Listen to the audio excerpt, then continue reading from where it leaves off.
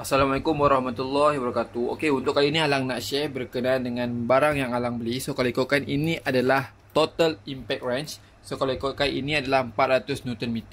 Dia punya model number adalah TIWLI 20401. So yang ni kalau ikutkan Alang beli dekat Shopee. Okey, jom. Kita tengok sama-sama apa yang ada dekat bahagian dalam dia.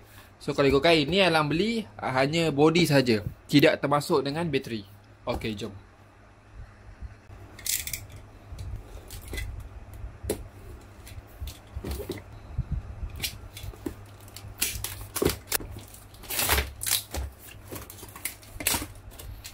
Okay, bismillahirrahmanirrahim. Okay, so yang ni bahagian dalam dia.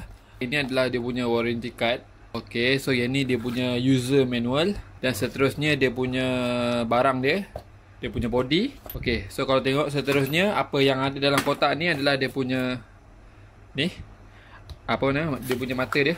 Okay, dia bagi 3 17, 19 dan juga 21. Okay, so yang ni jom kita try dulu. Okey, kita tengok dengan lebih dekat. So yang ni dia punya mesin dia. Okey, dekat bahagian bawah ni dia je tulis low, medium dan juga high. Okey, seterusnya yang ni tak pasti. Okey, ni boleh tekan ni mode ni. Okey, yang ni lampu. Bahagian belakang dia, bahagian tepi dia. Yang ni dia punya lebih kurang dia punya detail depan dia. Okey, so yang ni Alang masukkan dia punya bateri. Okey, so kalau ikutkan yang ni mode high, kita low dulu.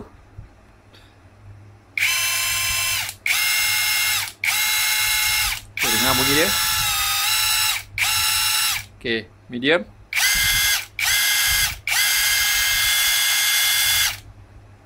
Dan juga high. Okay, so kita boleh try masukkan.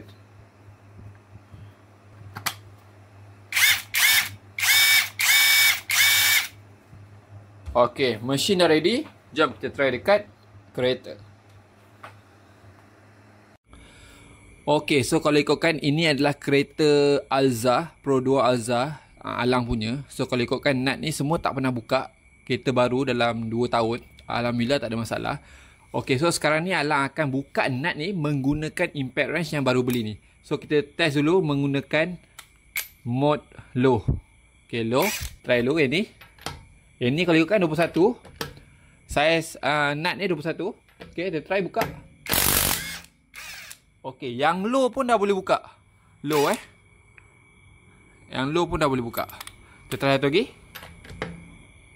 Low. Low. Nampak? Dah boleh buka. Alhamdulillah. So, kalau low pun dah boleh buka, yang high mesti boleh buka kan? Okay, so Alhamdulillah. So kalau ikutkan yang plan Alang beli ni adalah untuk letak kat motor, in case kalau ada pertolongan kereta yang lain. So memang nak bantulah.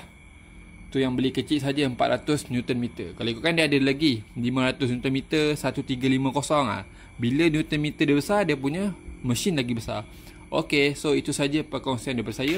Jangan lupa subscribe YouTube channel saya Alang and Afiq. Thank you.